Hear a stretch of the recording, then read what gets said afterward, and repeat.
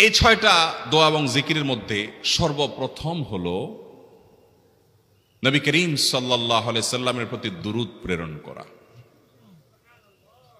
নবীজি সাল্লাল্লাহু আলাইহি সাল্লামের প্রতি দুরূদ প্রেরণ করার আমল এরকম আমল, আপনি যদি সারা দিনে শুধুমাত্র নবীজির প্রতি দুরূদ প্রেরণ করার আমলটাই জিকির হিসাবে সবচেয়ে বেশি করেন, দোয়া হিসাবে যদি এটাই আপনি সারাদিন করতে থাকেন, তো আপনার জন্য যথেষ্ট হবে। আল্লাহর কাছে আর কিছু না চাইলেও চলবে, আর কিছু না চাইলেও চলবে।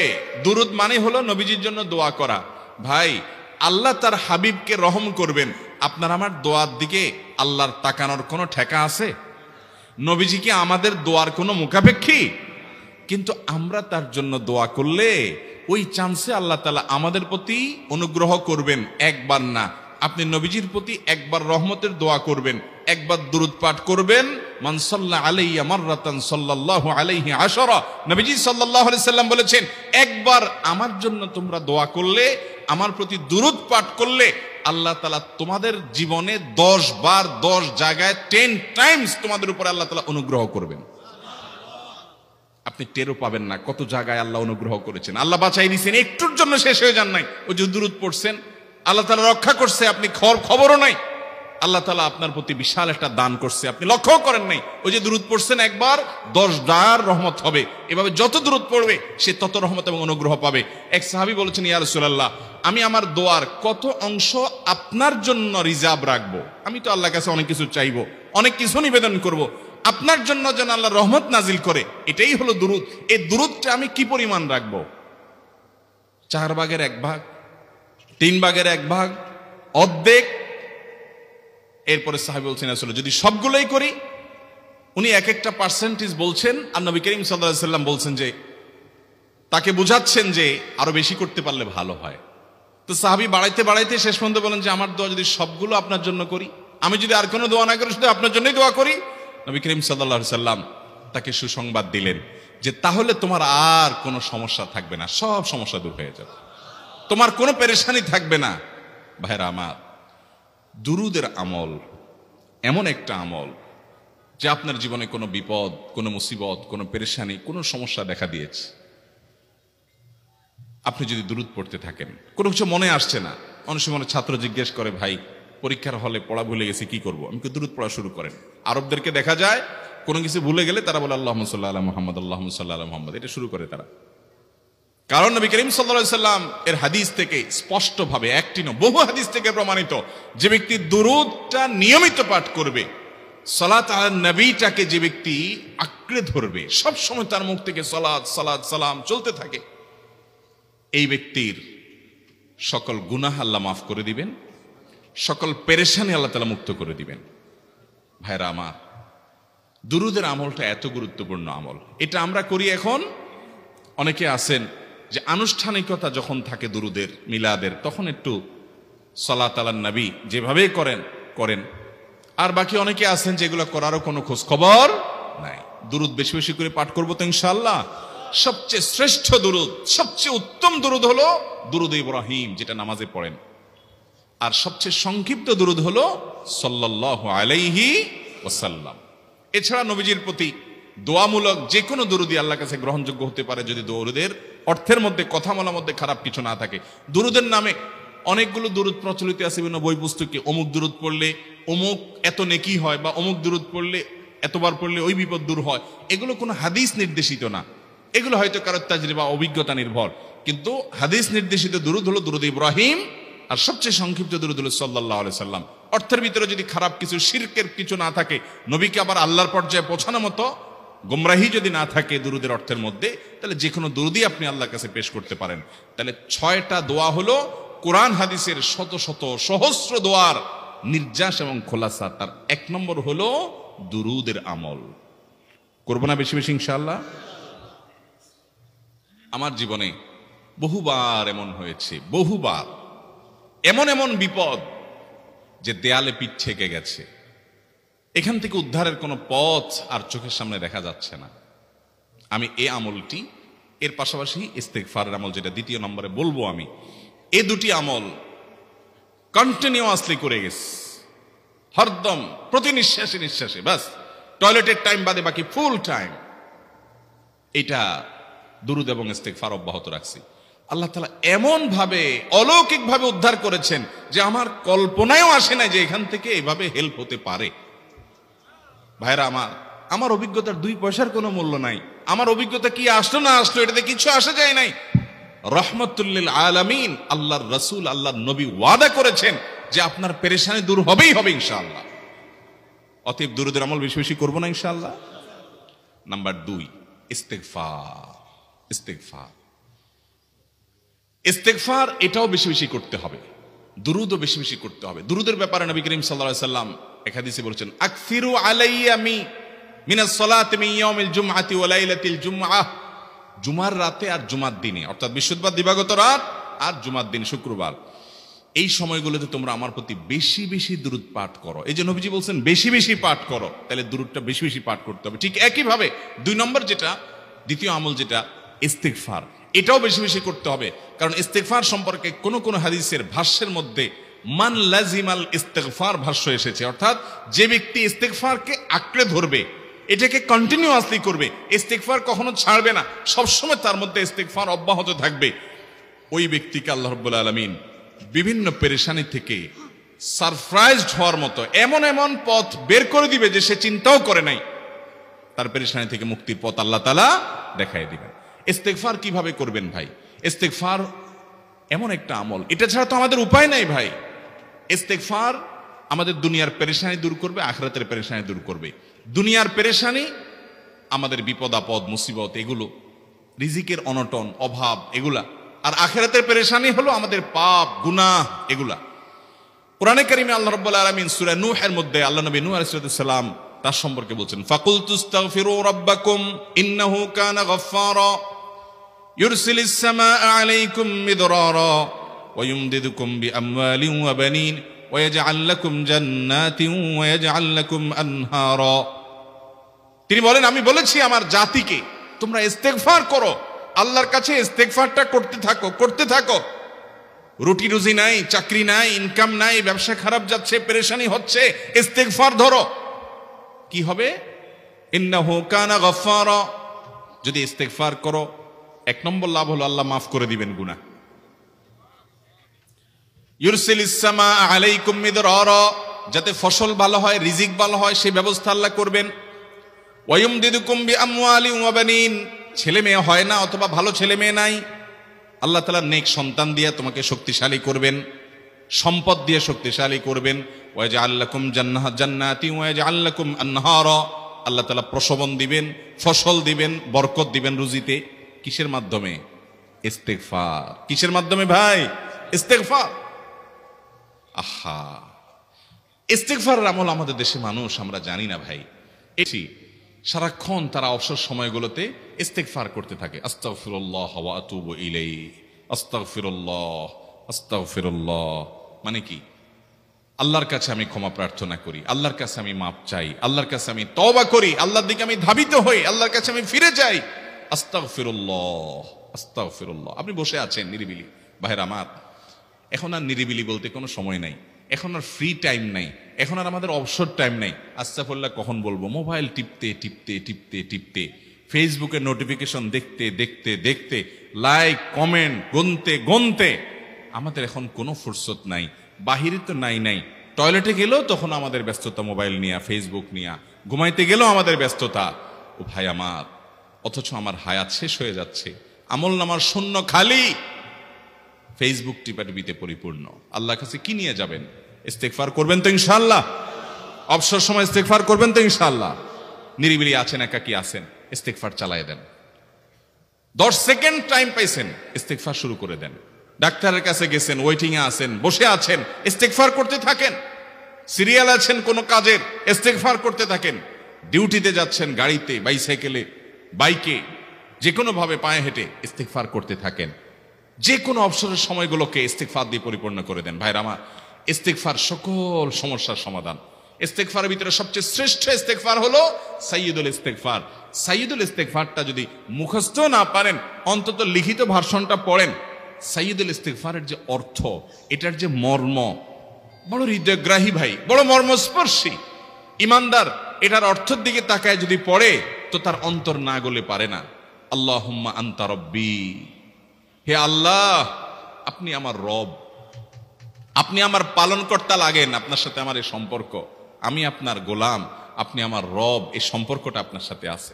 আল্লাহুম্মা আনতা রব্বি লা ইলাহা ইল্লা আন্ত, ও আল্লাহ আপনি ছাড়া আমার ইবাদত, আমার গোলামি, আমার দাসত্ব, উপাসনার উপযুক্ত আর কেউ নাই। আল্লাহুম্মা আনতা রব্বি লা ইলাহা ইল্লা আন্ত খালাকতানি, আপনি আমাকে সৃষ্টি করেছেন, ওয়া আনা আবদুক, আল্লাহ আমি আপনার গোলাম। দেখেন কিভাবে আল্লাহর সাথে সম্পর্কটার কথা বলা হচ্ছে মুহাব্বতের সাথে। খালাকতানি ওয়া আনা আবদুক, আল্লাহ আপনি আমাকে সৃষ্টি করেছেন আর আমি আপনার গোলাম। ওয়া আনা আলা আহদিকা ওয়া ওয়া'দিকা মাস্তাতা'তু, আল্লাহ আপনার সাথে যে অঙ্গীকার করেছিলাম, আলাস্তু বিরব্বিকুম, আপনি জিজ্ঞেস করেছেন, আলমে আরওয়াহাতে আমরা বলেছি বালা, হ্যাঁ আপনি আমার রব। আপনাকে রব হিসাবে স্বীকৃতি দিয়ে আপনার গোলামি করার যে অঙ্গীকার আমরা করেছি, কালিমাতুশ শাহাদা যে আমরা পাঠ করেছি, এই যে আপনার সাথে কৃত অঙ্গীকার, রব হিসাবে স্বীকৃতি দেওয়ার পর, গোলাম হিসাবে মেনে নেওয়ার পর, আমি আপনার যে গোলামি করার কথা ছিল, ওয়া আনা আলা আহদিকা ওয়া ওয়া'দিকা মাস্তাতা'তু, যতটুকু পারছি আমি সে ওয়াদার উপরে থাকার চেষ্টা করছি আল্লাহ। ওয়া আনা আলা আহদিকা ওয়া ওয়া'দিকা মাস্তাতা'ত আবুউ লাকা বিনি'মাতিকা আলাই, আল্লাহ আমি স্বীকার করি আপনি আমার প্রতি অনেক নিয়ামত দিয়েছেন, অনেক নিয়ামত দিয়েছেন, এটা আমি স্বীকার করি। ওয়া আবুউ লাকা বিযামবি, আর আমি এও স্বীকার করি যে আল্লাহ অনেক অপরাধ, অনেক পাপ আমার দ্বারা হয়ে গেছে। ফাগফিরলি, অতএব আপনি আমাকে মাফ করে দেন। ফাইন্নাহু লা ইয়াগফিরুয যুনুবা ইল্লা আনতা, কারণ আপনি ছাড়া আর কেউ গুনাহ ক্ষমা করতে পারবে।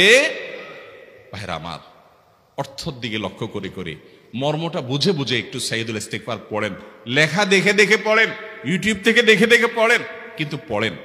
আল্লাহুম্মা আনতা রাব্বি লা ইলাহা ইল্লা আন্ত খালাকতানি ওয়া আনা আবদুক ওয়া আনা আলা আহদিকা ওয়া ওয়া'দিকা মাস্তাতা'তু আউযু বিকা মিন শাররি আবুউ লাকা বিনি'মাতিকা আলাইয়া ওয়া আবুউ লাকা বিযামবি ফাগফিরলি ফাইন্নাহু লা ইয়াগফিরুয যুনুবা ইল্লা আনতা। এটা হলো বড় ইস্তিগফার।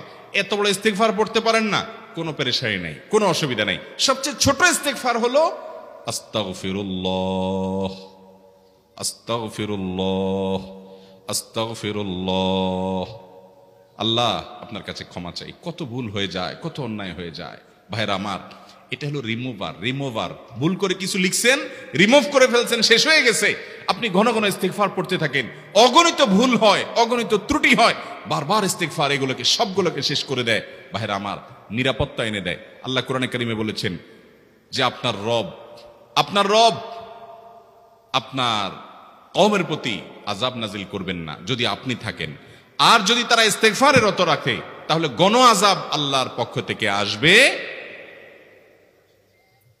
অতএব ভাইরা আমার, ইস্তিগফার বেশি বেশি করতে হবে। 6টা আমল, 6টা জিকির, দোয়া হলো শত শত হাজার দোয়া এবং জিকিরের সান্নিধ্যাসের। দ্বিতীয়টা হলো ইস্তিগফার। চেষ্টা করবো না ইনশাআল্লাহ ইস্তিগফার করা, চলতে ফিরতে আস্তাগফিরুল্লাহ ওয়া আতুবু ইলাইহি, অথবা শুধু আস্তাগফিরুল্লাহ। আরেকটা ইস্তিগফার হাদিসে বর্ণিত, আস্তাগফিরুল্লাহাল্লাযী লা ইলাহা ইল্লা হুয়াল হাইয়ুল কাইয়্যুম ওয়া আতুবু ইলাইহি ওয়া লা হাওলা ওয়া লা কুওয়াতা ইল্লা বিল্লাহ। এটাও ইস্তিগফার। তাহলে একটা বড় ইস্তিগফার, একটা মিডিয়াম, একটা ছোট, যার যেটা সুবিধা হয় এটা পড়েন। বড়টা হলো সাইয়্যিদুল ইস্তিগফার, সবচেয়ে শ্রেষ্ঠ ইস্তিগফার যেটা হাদিসে বর্ণিত হয়েছে। সাইয়্যিদুল ইস্তিগফার নবীজি সকাল সন্ধ্যা পাঠ করতেন, বিভিন্ন সময় পাঠ করতেন, রাতে পাঠ করার কথা বলতেন। সাইয়্যিদুল ইস্তিগফার পাঠ করলে আল্লাহ রাব্বুল আলামিন ওই দিনে, ওই রাতে, ওই ব্যক্তি মারা গেলে তার সব গুনাহ খাতা মাফ করে তাকে জান্নাত দিবেন ইনশাআল্লাহ। অতএব ভাইরা আমার, সাইয়্যিদুল ইস্তিগফার সবচেয়ে বড়, আস্তাগফিরুল্লাহাল্লাযী লা ইলাহা ইল্লা হুয়াল হাইয়ুল কাইয়্যুম ওয়া আতুবু ইলাইহি ওয়া লা হাওলা ওয়া লা কুওয়াতা ইল্লা বিল্লাহ। এটা হলো মাঝারি ধরনের। আর সবচেয়ে ছোট ইস্তিগফার হলো আস্তাগফিরুল্লাহ ওয়া আতুবু ইলাইহি। তাহলে 6 আমলের কয়টা গেল? 2টা। প্রথমটা হলো দুরূদ আর দ্বিতীয়টা হলো ইস্তিগফার। নাম্বার 3, এটা আমাদের বেশিরভাগ মানুষ জীবনে হয়তো শুনেনও নাই, অনেকে হয়তো শুনছেন, আমল করা হয় না। খুব সীমিত সংখ্যক আল্লাহর বান্দার আমলের তৌফিক হয়। সেটা হলো ইয়া যাল জালালি ওয়াল ইকরাম। এটা একটা জিকির, আল্লাহ তাআলাকে ডাকা, আহ্বান করা, এটাই জিকির। ইয়া যাল জালালি ওয়াল ইকরাম। নবী করিম সাল্লাল্লাহু আলাইহি সাল্লাম বলেছেন, আলিজু বিয়াদিল জালালি ওয়াল ইকরাম, তোমরা ইয়া জাল জালালি ওয়াল ইকরাম এটাকে আঁকড়ে ধরো, এটাকে নিয়মিত করো, বেশি বেশি করে বলতে থাকো এটাকে সব সময় এটাকে মুদাওয়ামাতের সাথে কন্টিনিউয়াসলি এটা বলতে থাকো, ইয়া জাল জালালি ওয়াল ইকরাম। অনেক উলামায়ে কেরাম, মুহাদ্দিসিন ইকরাম ইয়া জাল জালালি ওয়াল ইকরাম কেন নবীজি এত বেশি বলতে বলেছেন, এটার মাধ্যমে আমাদের লাভটা কি, এর ব্যাখ্যা করতে গিয়ে বলেছেন, ইয়া জাল জালাল মানে হলো হে মহান মহান বড়ত্বের অধিকারী, হে জালালের অধিকারী, হে জালাল, ওয়াল ইকরাম হে দানশীল। তাহলে প্রথম বাক্যে আল্লাহর বড়ত্বের কথা স্বীকৃতি দিয়ে প্রশংসা করা হয়, আর দ্বিতীয় বাক্যে হে দানশীল বলে আল্লাহ তাআলার কাছ থেকে চাওয়া হয় যে আপনি যেহেতু দানশীল এবং আপনি যদি মহান, অতএব আপনি আমাকে দান করেন। এটা ডাকলেই, আল্লাহকে এই বলে ডাকলেই চাওয়া হয়ে যায়। এই জন্য বেশি বেশি করে ইয়া জাল জালালি ওয়াল ইকরাম পড়তে হবে। অনেকে হয়তো নতুন শুনেছেন, আজকে থেকে শুরু করে দিবেন ইয়া জাল জালালি, সকাল বিকাল মনে থাকে না তো লিখে লিখে ওয়ালে টাঙ্গায় দেন, বাসা বাড়িতে এমন জায়গা লিখে রাখেন তাকাইলে নজরে পড়ে, কারণ মোবাইলে আমাদেরকে সবকিছু ভুলাই দেয়, দুনিয়ার ব্যস্ততা সব ভুলাই দেয়। এই জন্য বেশি বেশি ইয়া জাল জালালি ওয়াল ইকরাম পড়বো। 3টা হয়ে গেল। নাম্বার 4 নম্বর যে দোয়া এবং জিকির করতে নবী করিম সাল্লাল্লাহু আলাইহি সাল্লাম সব সময় আমাদেরকে উৎসাহ দিয়েছেন, অনুপ্রেরণা দিয়েছেন। এবং ইবনে সাদি রাহিমাহুল্লাহ তিনি 6টা নির্যাস দোয়া এবং জিকির যে বলেছেন, তার 4 নম্বর হলো লা হাওলা ওয়ালা কুওয়াতা ইল্লা বিল্লাহ, লা হাওলা ওয়ালা কুওয়াতা ইল্লা বিল্লাহ, লা হাওলা ওয়ালা কুওয়াতা ইল্লা বিল্লাহ। এটা হলো সারেন্ডার করা, আল্লাহর কাছে সারেন্ডার করা, আত্মসমর্পণ করা। মানে আল্লাহ ছাড়া কোনো ভালো কাজ করার ক্ষমতা কারণ নাই, করার তৌফিক দেওয়ার ক্ষমতা কারণ নাই, আর পাপ থেকে বাঁচানোরও ক্ষমতা কারণ নাই। এই জন্য আমি কেমন যেন আল্লাহর কাছে সারেন্ডার করছেন, লা হাওলা ওয়ালা কুওয়াতা ইল্লা বিল্লাহ। কোন অবস্থা, কোন সামর্থ্য এগুলো কারোর কাছে নাই, শুধুমাত্র কার কাছে আছে? আল্লাহর কাছে আছে। এই অর্থ বুঝে আপনি লা হাওলা ওয়ালা কুওয়াতা ইল্লা বিল্লাহ বেশি বেশি পাঠ করবেন।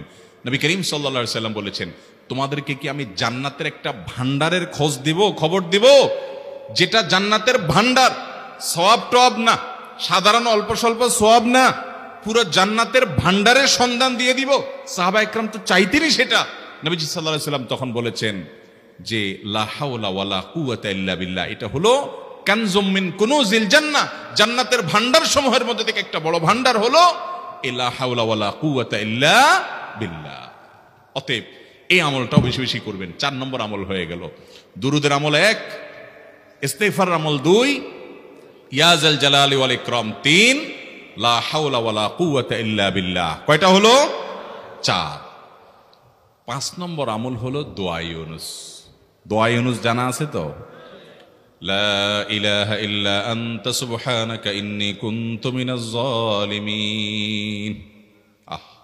ভাইরা আমার, অর্থের দিকে তাকায়া মাঝে মধ্যে মোবাইল টোবাইল সব ফালায় রেখে একটু আল্লাহর সাথে কথা বলবেন, আল্লাহর সাথে একটু কানেক্টেড হওয়ার চেষ্টা করবেন, আল্লাহর সাথে একটু সংযুক্ত হওয়ার চেষ্টা করবেন। ডিসকানেক্টেড তো পুরো লাইফটা কাটাই দিলেন, একটু কানেক্টেড হওয়ার চেষ্টা করেন।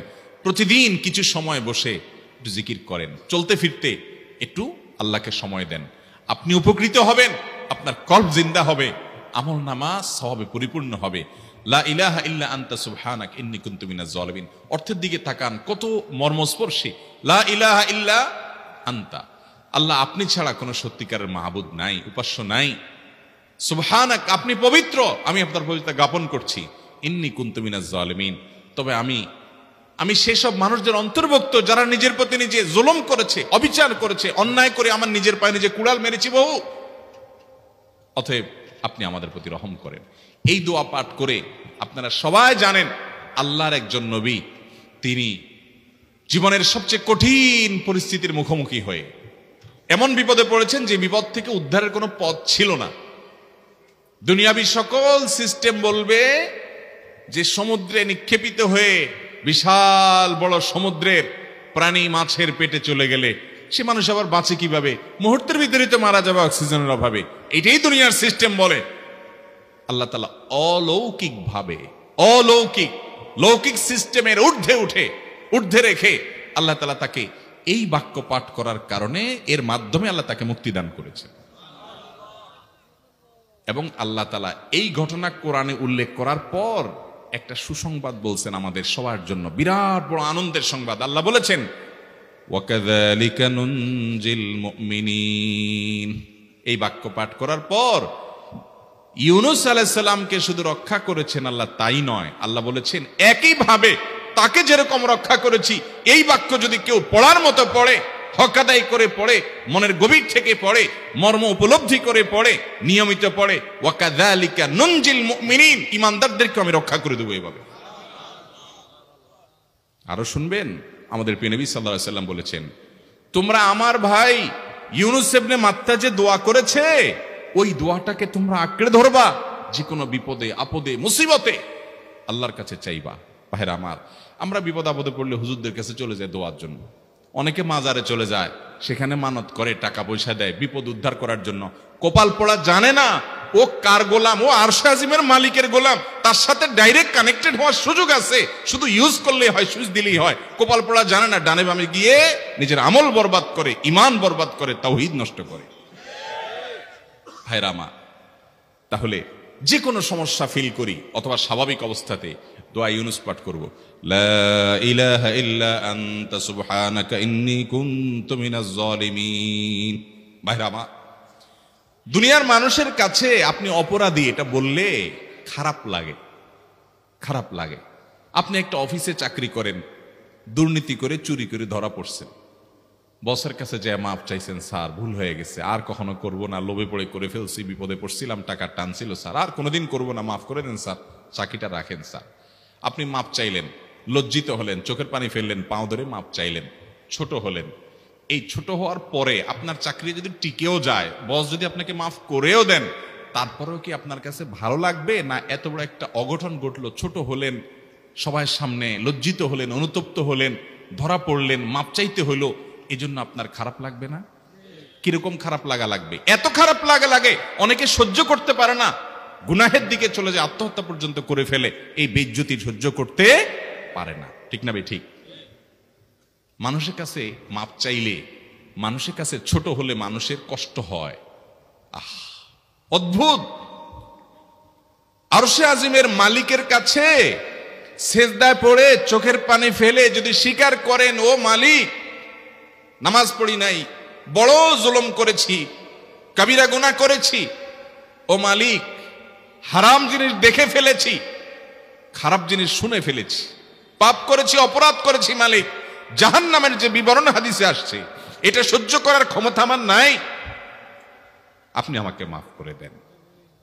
এইভাবে যদি আল্লাহর কাছে একটু চোখের পানি ফেলে দোয়া করেন, একটু দোয়া করে দেখেন, আল্লাহর শপথ করে বলছি, আপনার জীবনে সবচাইতে আনন্দের মুহূর্ত হবে তখন যেদিন এরকম দোয়া করতে পেরেছেন, চোখের পানি ফেলতে ফেলেছেন। দুনিয়ার মানুষের কাছে ছোট হলে মানুষের মনটা সংকীর্ণ হয়, ছোট হয়, মানুষ অপমান বোধ করে, খারাপ লাগে। মালিকের কাছে যদি কেউ মাপ চায়, চোখের পানি ফেলে, ইস্তেগফার করে, ছোট হয়, তাহলে তার অন্তরে আরো আনন্দ অনুভব হয়। সালহাতু সঙ্গে বুদি দিল খরাশ, আজমোদে এক জামানা খাকে বাস। পাথর হয়ে বহুকাল ছিলে ভাই, কিছু কালের জন্য একটু মাটি হও, আসো, একটু মাটি হয়ে দেখো। পাথর হয়ে তুমি যতটা আনন্দিত হয়েছ, পুলকিত হয়েছ, পরিতৃপ্ত হয়েছ, আরশে আজিমের মালিকের শপথ করে বলছি, আল্লাহর কাছে মাটি হয়ে, ছোট হয়ে, তুচ্ছ হয়ে, অপমানিত হয়ে, ক্ষমা চেয়ে, ইস্তেগফার করে তুমি যখন লা ইলাহা ইল্লা আনতা সুবহানাকা ইন্নী কুনতু মিনাজ জালিমিন, নিজে পাপ করেছো এটা স্বীকার যখন করবে, তখন আল্লাহ তাআলা শুধু মাফ করবেন না, তোমাকে ঈমানের স্বাদ দিবেন, তুমি সাথে সাথে অন্তরে সেটা অনুভব করবা। ভাইরা আমার, আল্লাহর দিকে ধাবিত হব তো ইনশাআল্লাহ? গুনাহের, পাপের, অপরাধের পথ ছেড়ে আসবো তো ইনশাআল্লাহ? লা ইলাহা ইল্লা আনতা সুবহানাকা ইন্নী কুনতু মিনাজ জালিমিন। কোরআন হাদিসের নির্যাসের 5 নম্বর আমল দোয়া ইউনুস। নবীজি সাল্লাল্লাহু আলাইহি সাল্লাম বলেছেন, আমার ভাই ইউনুস আলাইহিস সালাম, তিনি আল্লাহর কাছে এটা পড়ে যেরকম বিপদ থেকে রক্ষা পেয়ে গেছেন, তোমরা আমার ভাই ইউনুস আলাইহিস সালামের দোয়াটা বেশি বেশি পড়বা, ওইটাকে তোমরা আঁকড়ে ধরবা, তোমাদেরকে আল্লাহ তাআলা উদ্ধার করবেন। আল্লাহ কোরআনে ওয়াদা করেছেন, ওয়াকাযালিকা নুনজিল মুমিনিন, এভাবে আমি ঈমানদারদেরকে রক্ষা করব। অতএব ভাইরা আমার, বিপদ আপদে ওই মাজারে দৌড় দিবেন না, হুজুরের কাছে দোয়া চান, এটাতে দোষের কিছু নাই, কিন্তু সবকিছুর আগে আপনি নিজে নিজের মালিকের কাছে চান। আমরা অনেকে দোয়া করি না, কেন করি না? আমরা মনে করি যাই রে, আমি এত গুনাহগার মানুষ, আমার দোয়া কবুল হবে, এই জন্য হুজুরের কাছেই শুধু যায়, যে হুজুর যদি কিছু বলে দেয়। আল্লাহর কাছে ডাইরেক্ট চাইলে যে পাওয়া যাবে, এটা অনেক মুসলমান বিশ্বাস করে না, ভালো করে জানে না।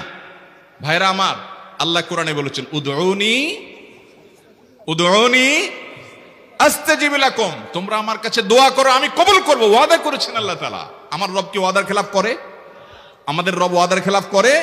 ইন্নাহু লা ইউখলিফুল মিআদ, তিনি ওয়াদার খেলাফ করেন না। তিনি বলেছেন তোমরা দোয়া করো, হালাল বক্ষণ থাকে, যদি হালাল উপার্জন যদি থাকে, শরীরে যদি হারাম যদি না থাকে, শর্ত আদায় করে দোয়া যদি করেন, দোয়া করে আবার হুলস্থুল যদি না করেন, তাড়াহুড়ো যদি না করেন, দোয়া করে আল্লাহর কাছে দরখাস্ত জমা দিয়ে দেন, দুরূদ পাঠ করেন, শর্ত আদায় করে দোয়া করেন, আপনি যত অপরাধী হন, যত গুনাহগার হন, যত পাপিষ্ঠ হন, আল্লাহ আপনার দোয়া কবুল করবে। আচ্ছা ভাই, আমরা যত খারাপ হই, আপনি নামাজ পড়েন না, আপনি ফিল্ম দেখেন, আপনি হারাম জিনিস দেখেন, আপনি অনেক খারাপ কাজ করেন, গালিগালাজ করেন, মানুষের হক মারেন, যত খারাপ আপনি হন, আপনি ইবলিসের চেয়ে বেশি খারাপ হতে পারবেন? ইবলিসের চেয়ে বেশি খারাপ হওয়ার সুযোগ আছে? খারাপের বাপ সে, তার মতো খারাপ তো আপনি চাইলেও হতে পারবেন না, ঠিক না ভাই? ঠিক। আচ্ছা, এই ইবলিস আল্লাহর কাছে দোয়া করছে কখন? এমন সময় যখন আল্লাহ তাকে নির্দেশ করছে সিজদা করো। আদমের সম্মানে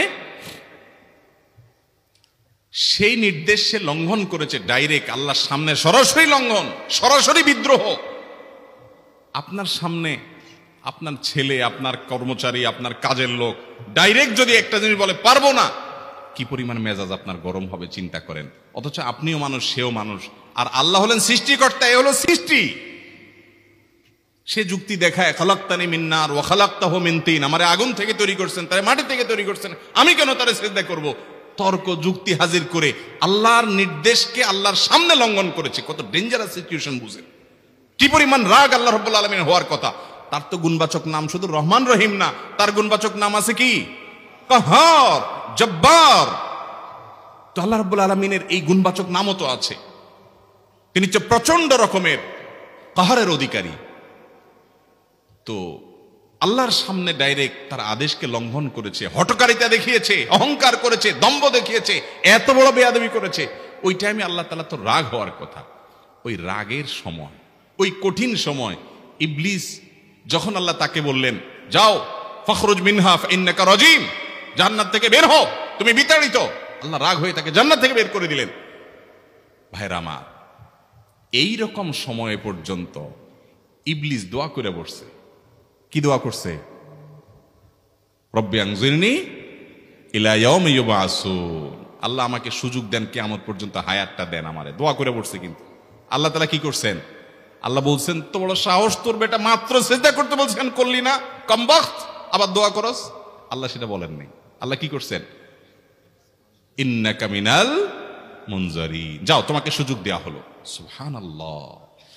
ইবলিস যদি আল্লাহর রাগ হওয়ার মতো সময়ে, ক্রোধ হওয়ার মতো সময়ে আল্লাহর সামনে আল্লাহর সরাসরি অবাধ্য হয়ে আল্লাহ তাকে বের করে দিচ্ছেন বিতাড়িত শয়তানকে, ওই টাইমে যদি দোয়া করার পর ইবলিসের দোয়া কবুল হয়, ও মুসলমান, আপনি আল্লাহর গোলাম হিসেবে নিজেকে স্বীকার করেন, আপনি যত পাপিষ্ঠ হন না কেন, আপনার দোয়া কেন কবুল হবে?